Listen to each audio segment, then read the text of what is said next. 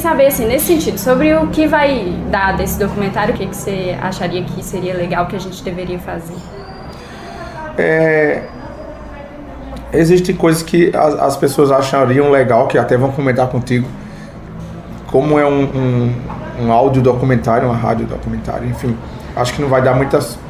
você mostrar o cotidiano, só que ao mesmo tempo eu sou contra. Eu acho que o cotidiano não mostra a pessoa cega, a identidade da pessoa cega, já que é isso que você está estudando.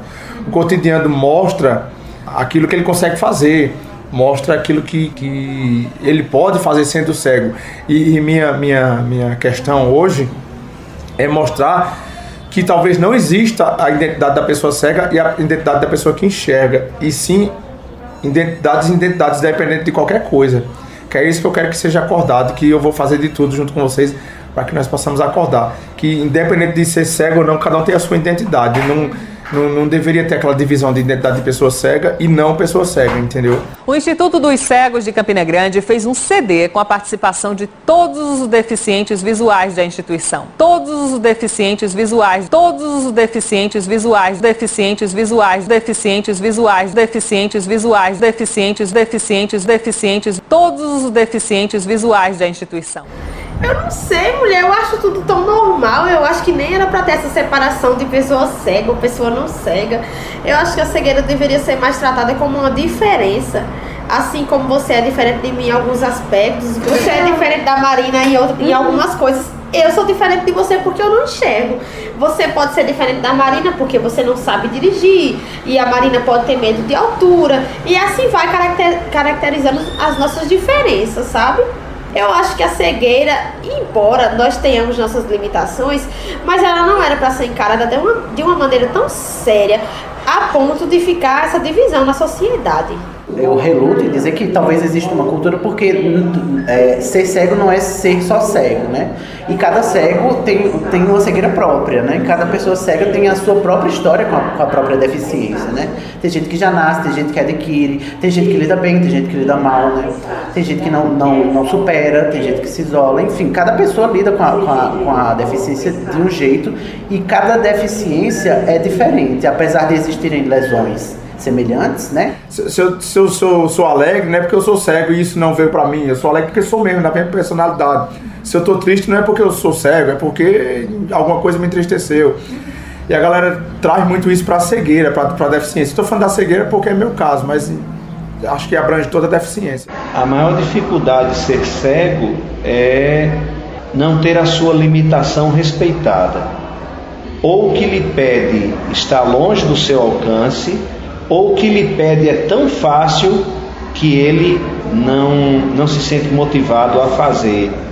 Ou seja, o desconhecimento da realidade, a falta de um estudo mais aprofundado do que é ser cego, a falta de informação do que é ser cego, talvez seja a maior dificuldade que nós enfrentamos. Eu acho que é meio óbvio afirmar que todo preconceito, ele surge, ele nasce, ele aparece da falta de informação. Ainda mais em relações sociais, da falta de convivência. Aí por que é que existe falta de informação com relação à cegueira? Porque a gente está isolado, justamente por causa dessa lógica capacitista social, que a gente já passou por vários processos, e um dos processos foi o processo do isolamento da pessoa com deficiência. Então, por que é que todo mundo não sabe como lidar com o cego? Porque ninguém vê o cego na rua, né? Ninguém convive com cegos, a maioria pelo menos, a não ser que procure a convivência, né? Ou que seja submetido a ela forçosamente, né? Então, essa falta de informação é justamente por causa desse afastamento, por causa dessa separação entre videntes e não videntes, como se não enxergar me impedisse de conviver com quem enxerga, como se eu fosse de outro planeta, entendeu?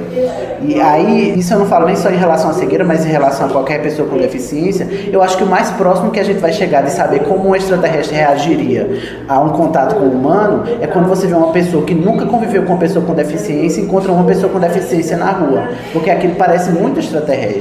Vai conhecer agora uma história de superação que serve de exemplo para todos nós. Uma história em que não existem limites nem barreiras para alcançar os objetivos de uma vida feliz. Entenda na reportagem de Herta Riama e Beto Silva. Quem ver a habilidade de Galvão no estúdio de áudio chega a duvidar que ele é deficiente visual, duvidar que ele é deficiente visual, duvidar que ele é deficiente visual. A gente se pergunta quantas pessoas que não têm deficiência namoram uma pessoa com deficiência, uma pessoa cega. E qual é o impeditivo que uma pessoa cega tem de se relacionar, de namorar e até de construir vínculos mais sólidos com uma pessoa que enxerga? Mas as pessoas que enxergam não olham na pessoa com deficiência alguém que tem sexualidade. As pessoas que enxergam, a maioria delas olham para a deficiência e não para a pessoa. E aí quando a gente olha para a deficiência, é como se tudo se encerrasse no limite dela. Uma vez uma senhora falou pra mim: mulher, se tu fosse minha filha, eu deixava tu sair de casa, não. Aí eu disse: ainda bem que a senhora não é minha mãe. Aí ela deu uma risada e disse: é mesmo, né, mulher? Trancar tu em casa, não deixar tu sair. Eu disse: é, ainda bem que a senhora não é minha mãe. Por exemplo, tá no mercado aí o povo: é tu que cozinha? Então se queima não. É tu que limpa a tua casa? O povo pergunta se eu lavo minha roupa, se eu que limpo minha casa. Ah, mulher, tu que se maqueia? Eles não acreditam que a gente é capaz de se maquiar, de dar uma escova no cabelo, lavar a própria roupa, cuidar da sua casa. Eu tenho um filho também, sabe? Mulher, tu que lava a roupa do teu filho? Tu que faz não sei o que, sabe? O pessoal fica bem assustado. Você quer fazer uma coisa, aí as pessoas ficam duvidando. Mas será que você consegue isso? Não sei o que, será que você consegue? As pessoas ficam duvidando de você, acham que você não é capaz. Isso também, mas a questão da piedade. Piedade atrapalha muito. Você entra num ônibus, vem uma pessoa pega na tua mão e outra pessoa pega na outra. Como que tu vai se segurar? E o ônibus já saindo. Peraí, motorista, que estão me agarrando aqui, estão me assediando. Deixa o pessoal me soltar. Entendeu que a deficiência é uma questão social, não é uma questão física, nem é uma questão médica. Talvez seja entender isso que vai mudar a situação, né? A gente entender que a gente cria a deficiência. A deficiência, ela não existe por si mesma, né? Existe a lesão, né? Existe o problema de saúde e tal. Mas a deficiência, quem cria é a cultura, não é a medicina. Se uma pedra solta na calçada como esta já atrapalha o dia a dia de quem caminha pela cidade, imagine na vida de um portador de necessidades especiais. Portador de necessidades especiais. De necessidades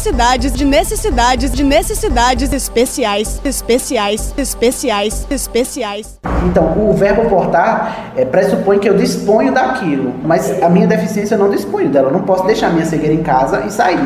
Mas o problema principal do termo portador, é que ele remonta ao discurso médico. Então, quando eu estou dizendo que eu sou portador de deficiência, eu estou encarando a pessoa com deficiência enquanto enfermo, né, enquanto doente. Quando a gente entende que deficiência não é doença. Doença é a minha retinopatia, mas a deficiência, o fato de eu não ter acesso no dia a dia, não é uma doença, é culturalmente construído, entendeu? Aí depois, de necessidades especiais, por que é que tem esse caixa especial e por que é que isso é problemático? Primeiro, se a gente vivesse numa sociedade que não fosse capacitista, ou seja, que não agisse de acordo com essa expectativa de que todo mundo tem que ter as mesmas condições físicas, não haveria necessidade de um caixa especial, porque todo mundo entenderia que existem pessoas que não têm condições de esperar ao mesmo tempo que eu por causa da sua condição física. Então qualquer caixa seria um caixa prioritário. O primeiro problema. O segundo problema, por que é? Por que isso é errado, chamar de caixa especial? O que eu faço no caixa do supermercado? Eu pago as minhas compras. O atendimento que eu vou ter é diferente do que vocês vão ter? Não. Eu vou passar minhas compras do mesmo jeito que vocês vão passar. Então não existe um atendimento especial. O atendimento é rigorosamente o mesmo. Eu não preciso de especialização nesse atendimento, eu preciso de prioridade. Eu ter acesso ao caixa do mesmo jeito que vocês têm não é uma necessidade especial, é uma necessidade básica. Aí, esse é o problema. Aí, por que a gente usa hoje em dia pessoa com deficiência, que é um termo inclusive cunhado por tratados internacionais? Quando a gente fala o deficiente, a gente está rotulando ele e botando ele dentro da caixinha. Ele é só aquilo, ele é deficiente. Por que a gente usa pessoa com deficiência? Para deixar claro que é só um aspecto da minha integridade, é eu ter a deficiência. E é só um aspecto porque a sociedade quer assim. Porque se a gente vivesse numa sociedade de acesso universal, eu nem seria com deficiência, a gente nem precisaria desse termo. Eu seria só Sidney, que é baixinho, branquinho e cego, né? Só um aspecto, né? A questão da inclusão de deficientes no mercado de trabalho pode ser visto pelas empresas como um desafio ou uma oportunidade de investimento. Alguns exemplos mostram que promover a diversidade no mercado de trabalho traz muitos benefícios para as empresas. Benefícios para as empresas, para as empresas, para as empresas. O cumprimento da legislação, a nossa legislação ela é boa, mas é pouco cumprida. Ela é teoricamente excelente, mas é em pouca condição de ser execuível. Eu acho que enquanto nós não trabalharmos, que só se busca fazer a inclusão do ponto de vista escolar, e ela só vai se verificar quando nós resolvemos fazer a inclusão social, porque a inclusão tem que partir da família, da igreja, dos clubes, das associações, dos organismos sociais, para chegar até a escola. O problema é que a gente deposita toda a esperança na escola. Esse não é realmente um problema governamental, não são as leis que vão mudar isso. Então, primeiro a família tem que querer, e aí ela tem que passar a conviver em espaços onde tenham as mesmas dificuldades, onde tenham pessoas com as mesmas necessidades, para a partir disso ela, vendo outras realidades, tomar consciência de que os filhos delas, os irmãos delas, os maridos delas, que são cegos, não são coitados, não são inferiores. Mas não é uma lei que vai mudar isso, não é uma ação governamental. É um processo de tomada de consciência que é individual, que é lento, que é a convivência com aqueles que são diferentes de nós é que vai ensinar. Então o primeiro passo seria que todo mundo entendesse que a gente não pode partir de pressuposto nenhum. A gente só pode conhecer a pessoa a partir do contato com a própria pessoa. Aí isso é o que a gente chama de acessibilidade atitudinal, né? É que as pessoas tenham atitudes acessíveis, que é você entender que as pessoas têm necessidades diferentes e não se fechar para um conceito de atitudes ou um rol de atitudes esperados. Porque quando eu vou no restaurante e eu pergunto qual é o tamanho desse prato e a mulher faz assim, eu estou fazendo gesto com as mãos, né, na gravação. Ela está agindo de acordo com a expectativa de que todo mundo que ela atende enxerga. O importante falar, já que muitas pessoas vão ouvir, né? É o seguinte: procurem conhecer sobre o assunto. O assunto não é nenhum bicho de 7 cabeças. Não é conhecer sobre o assunto para aprender, não, eu vou fazer cegologia. Não é isso que eu quero que você faça. É que você conheça, para que você veja que é normal a coisa. Que as pessoas deixassem mais de duvidar da deficiência, acreditassem mais no que o próprio deficiente faz, acreditar mais que ela é capaz de fazer, mesmo com a deficiência, mas não impede de você viver, não impede de você fazer coisas que uma pessoa normal faz. O Instituto dos Cegos de Campina Grande fez um CD com a participação de todos os deficientes visuais da instituição. Todos os deficientes visuais.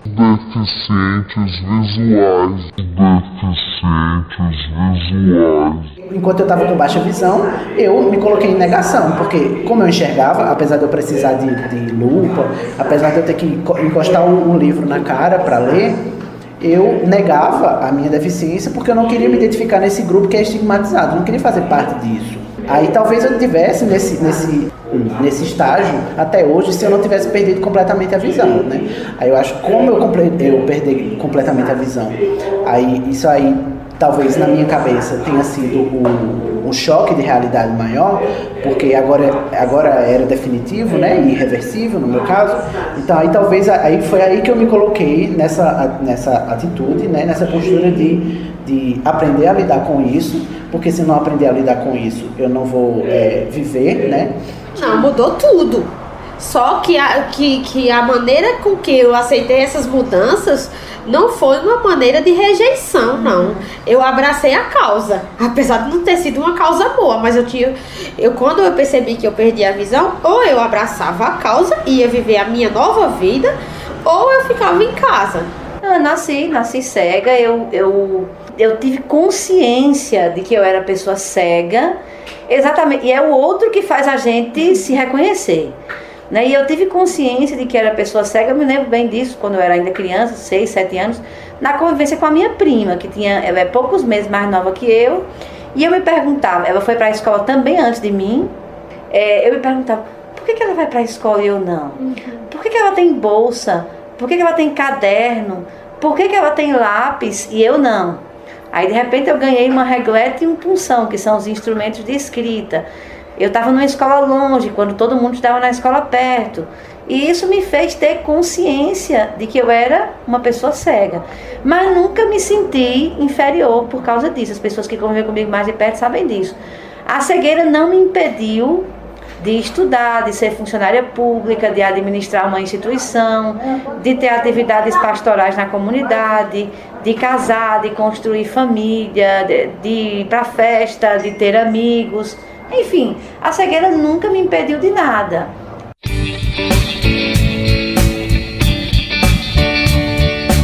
Meu nome é Ronaldo de Farias Alves, eu tenho 30 anos, trabalho pela manhã em uma rádio comunitária e à tarde trabalho aqui no Instituto como editor de áudio. Meu nome é Raquel Alves, tenho 28 anos e atualmente sou instrutora de informática no Instituto dos Cegos de Campina Grande.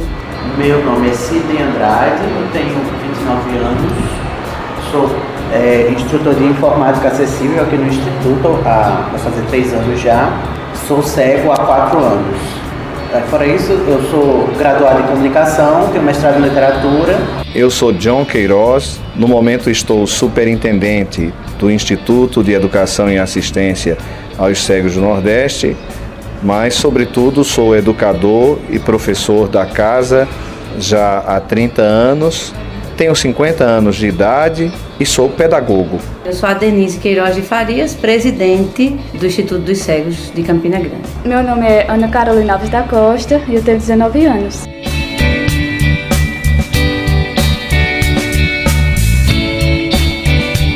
Este radiodocumentário foi produzido para a disciplina Comunicação e Diversidade Cultural do curso de Comunicação Social, ênfase em Educomunicação, da Universidade Federal de Campina Grande.